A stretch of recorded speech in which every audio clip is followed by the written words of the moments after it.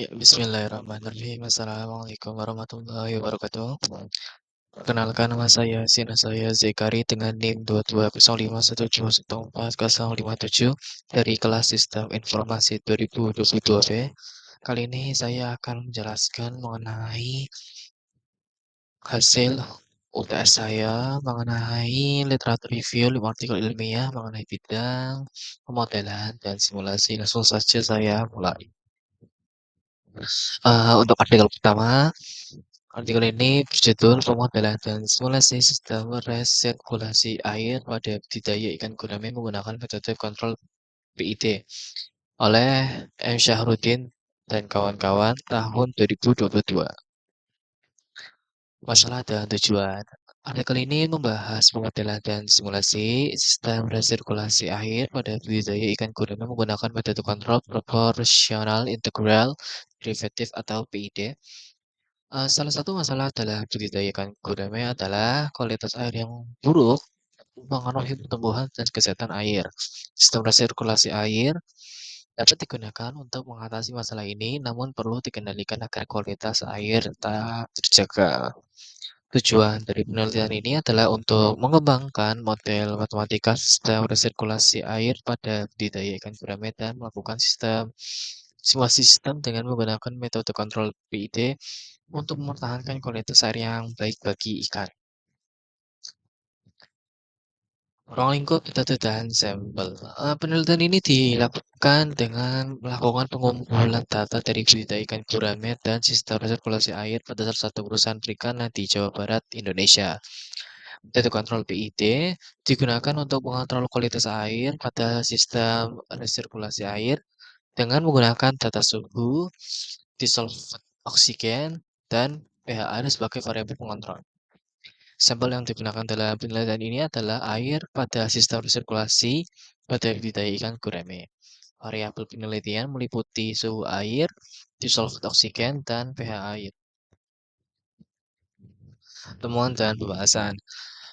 Temuan dari penelitian ini adalah metode matematika sistem resirkulasi air pada budidaya ikan gurame berhasil dikembangkan dan simulasi dengan metode kontrol PID mampu mempertahankan kualitas air pada sistem resirkulasi air dalam rentan nilai yang diinginkan. Hasil penelitian ini menunjukkan bahwa metode kontrol PID dapat digunakan untuk mempertahankan kualitas air yang baik pada sistem resirkulasi air pada budidaya ikan gurame.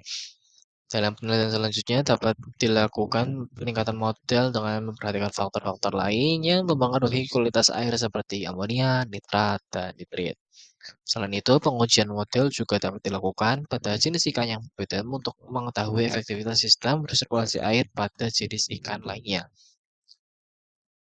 Yang kedua yaitu artikel dengan judul Pemodelan dan Simulasi Sistem Pengaturan Suhu pada Inkubator Ayam menggunakan metode Fuzi oleh Wahyu Wibowo dan kawan-kawan tahun 2021.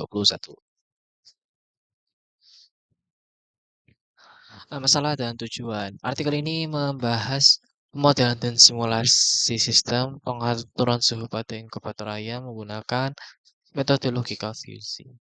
Salah satu masalah dalam pengaturan suhu pada inkubator ayam adalah sulitnya mengatur suhu dengan tepat sehingga dapat mempengaruhi perkembangan embrio ayam.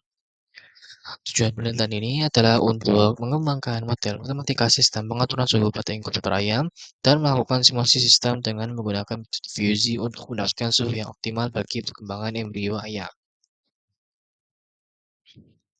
Ruang lingkup metode dan sampel. Penelitian ini dilakukan dengan mengumpulkan data suhu pada inkubator ayam dan menggunakan metode fusi sebagai metode pengontrol suhu. Sistem pengontrol suhu yang dikembangkan adalah berdasarkan sensor suhu dan pengatur suhu yang dikendalikan oleh metode fusi. Sampel yang digunakan dalam penelitian ini adalah inkubator ayam yang digunakan dalam budidaya ayam. Variabel penelitian meliputi suhu di dalam inkubator ayam dan waktu inkubasi. Temuan dan pembahasan. Temuan dari penelitian ini adalah model matematika sistem pengaturan suhu pada inkubator ayam dengan metode fusi berhasil dikembangkan dan simulasi sistem dapat menghasilkan suhu yang optimal bagi perkembangan embrio ayam.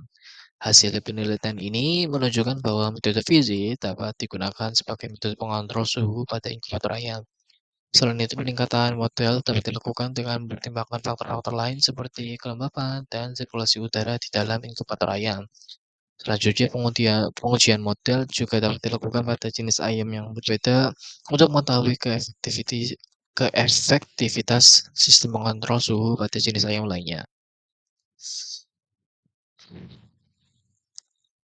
Untuk artikel yang ketiga, yaitu artikel dengan judul pemodelan dan simulasi proses pengeringan gambir dengan menggunakan solar kolektor oleh Dwi Dian Sari dan kawan-kawan tahun 2020.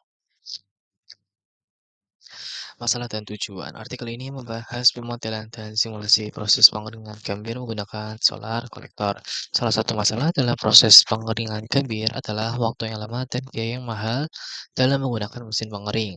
Tujuan dari penelitian ini adalah untuk memodelkan dan mensimulasikan proses pengeringan gambir dengan menggunakan solar kolektor serta mengetahui efisiensi dan waktu yang dibutuhkan dalam proses pengeringan. Ruang lingkup metode dan sampel. Penelitian ini dilakukan dengan menggunakan solar collector sebagai pengering gambir. Solar collector yang digunakan adalah tipe flat plate dengan temperatur maksimum 50 derajat Celcius. Model matematika dan simulasi proses pengeringan gambir itu menggunakan perangkat lunak komputer IES atau Engineering Equation Solver. Sampel yang digunakan dalam penelitian ini adalah gambir segar yang diambil dari Desa Mekarsari, Kabupaten Sumedang. Variabel penelitian meliputi suhu, kelembapan relatif, dan waktu pengeringan gambir. Temuan dan pembahasan.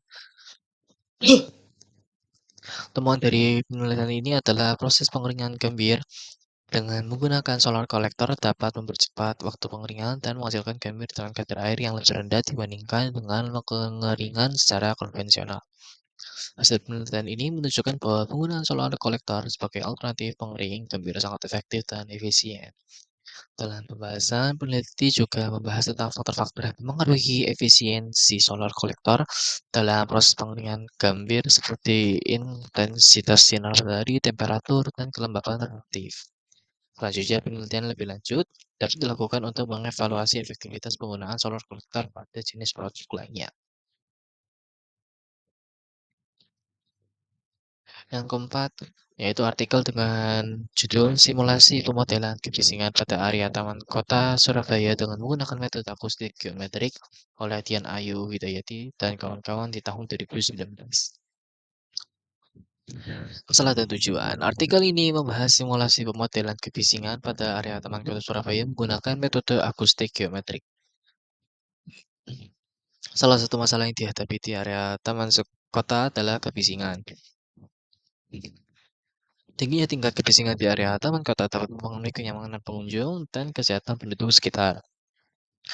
Tujuan dari penelitian ini adalah untuk mengutelkan dan mensimulasikan tingkat kebisingan di area Taman Kota Surabaya serta mengevaluasi faktor-faktor yang mempengaruhi tingkat kebisingan.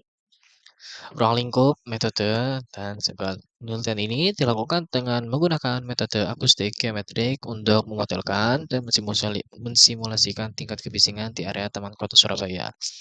Metode akustik geometrik merupakan metode yang dapat memprediksi tingkat kebisingan di suatu area dengan mempertimbangkan faktor-faktor seperti bentuk dan ukuran bangunan serta bahan konstruksi. Sampel yang digunakan dalam penelitian ini adalah area Taman Kota Surabaya dengan luas sekitar 5 hektar. Variabel penelitian meliputi tingkat kebisingan, bentuk, dan ukuran bangunan serta bahan konstruksi. Temuan dan pembahasan. Temuan dari penelitian ini adalah tingkat kebisingan di area Taman Kota Surabaya cukup tinggi dan dapat mempengaruhi kenyamanan pengunjung dan kesehatan penduduk sekitar. Faktor-faktor seperti bentuk dan ukuran bangunan serta bahan konstruksi juga mempengaruhi tingkat kebisingan. Hasil dari penelitian ini menunjukkan bahwa metode akustik geometrik dapat digunakan untuk memprediksi tingkat kebisingan di area taman kota. Dalam pembahasan, peneliti juga membahas tentang upaya-upaya yang dapat dilakukan untuk mengurangi tingkat kebisingan di area taman kota seperti penggunaan material konstruksi yang lebih baik dan penempatan bangunan yang tepat. Selanjutnya, penelitian lebih lanjut dapat dilakukan untuk mengevaluasi efektivitas tindakan pengendalian kebisingan yang telah dilakukan.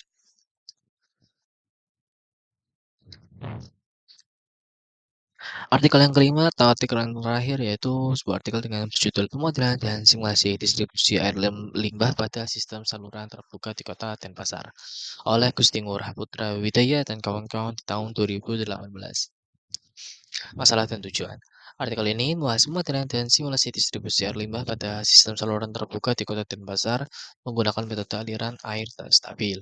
Salah satu masalah yang dihadapi di Kota Denpasar adalah distribusi air limbah pada sistem saluran yang belum optimal. Tingginya tingkat pencemaran air limbah dapat mempengaruhi lingkungan dan kesehatan masyarakat. Tujuan dari penelitian ini adalah untuk memodelkan dan mensimulasikan distribusi air limbah pada sistem saluran terbuka di Kota Denpasar, serta mengevaluasi faktor-faktor yang mempengaruhi distribusi air limbah. Ruang lingkup, metode, dan sampel. Penelitian ini dilakukan dengan menggunakan metode simulasi hidrolik untuk memodelkan dan mensimulasikan distribusi air limbah pada sistem saluran terbuka di Kota Denpasar.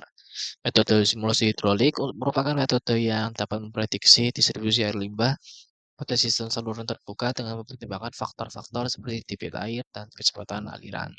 Sampel yang digunakan dalam penelitian ini adalah sistem saluran terbuka di Kota Denpasar. Variabel penelitian meliputi distribusi air limbah, debit air, dan kecepatan aliran. Temuan dan pembahasan. Temuan dari penelitian ini adalah distribusi air limbah pada sistem saluran terbuka di Kota Denpasar belum optimal dan terdapat beberapa titik yang mengalami pencemaran air limbah yang tinggi. Faktor-faktor seperti debit air, kecepatan aliran juga mempengaruhi distribusi air limbah.